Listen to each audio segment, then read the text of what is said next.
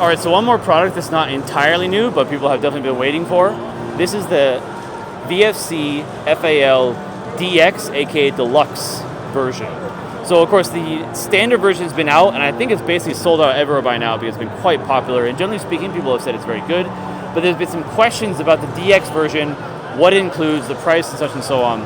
So the price is going to be expensive, and let me lead with that. Around $1,200 to $1,300 Asia price rather, USD. So $1,200 to $1,300 USD in Asia, which means if you're buying direct from Asia, you're going to have to pay for shipping as well. Which brings me to the next point here about what the package includes. The package includes this nice wooden case, which is nice for us in Asia, but the problem is that it is going to add shipping costs due to the weight and size for people outside of Asia. So it's kind of a half and half. It's nice to have in a way, but a lot of people, to be honest, they just want the DX version gun. Don't care so much about this, but this will add shipping costs. How much, we're gonna have to see, but keep that in mind. So previously one of the things was the price actually leaked before for the DX version, and it's considered high because it's about $700 for the standard version, which is on the expensive side for an airsoft gun, even a GBB, but the results of people looking at it says a lot of people say it's worth it because it's very well made. But then almost twice that for the DX version. What do you get for that though? You get a CNC steel lower, which to be honest, the standard version, the lower is fairly solid and doesn't have that much stress. But if you want the really full realistic one, the CNC steel one is definitely very nice. The other thing which people weren't sure about is that the DX version will have a steel outer barrel, or rather the inner outer barrel. So it's a two-piece outer barrel, right? And even on the standard one, this part here is steel. On the inside one, this part here is actually an aluminum alloy. That's just to save cost essentially for VFC, and it doesn't matter that much. But one of the potential problems people saw was because you have this two-part outer barrel here, right, and you have this long one, what you could have is the threading will inherently be weaker where they're connected. So some people were afraid that the aluminum one would not work well with the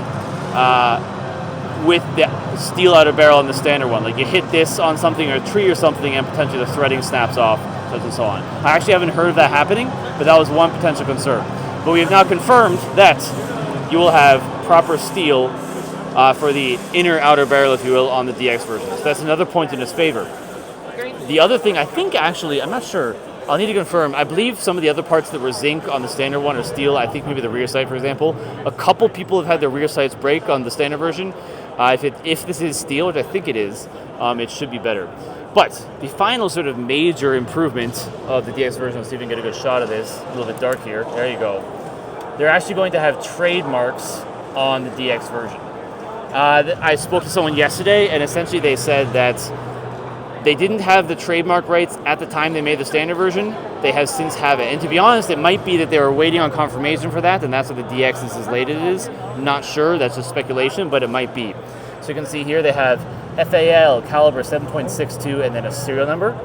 Sorry, it's a little bit hard to see in this darkness. And then on the other side, you have the proper Fabrique Nationale, Herstal, Belgique, and another serial number, which is different from the one on the other side. I don't know the serial number set up on FALs, to be honest, but it is another point in its favor, because essentially what you're doing is the standard version is unlicensed, and then the DX has all the bells and whistles and is licensed. Unfortunately, the DX still doesn't fix some of the things. For example, the very kind of wobbly and cheapish front handguard is not that great, but to be honest, a lot of people that buy this will have access to real FAL aftermarket, which you can use to fix any of these kind of problems. So a lot of the reactions about the DX at first were that it's a bit too expensive for what you get, and then there's some concerns about the crate, but for the additional price, you get the CNC lower, you get the trademarks, you get the inner barrel. I believe you get some other steel parts that were zinc on the original one, such as the rear sight, I think, but don't quote me on that. So consider that when you consider the price of it.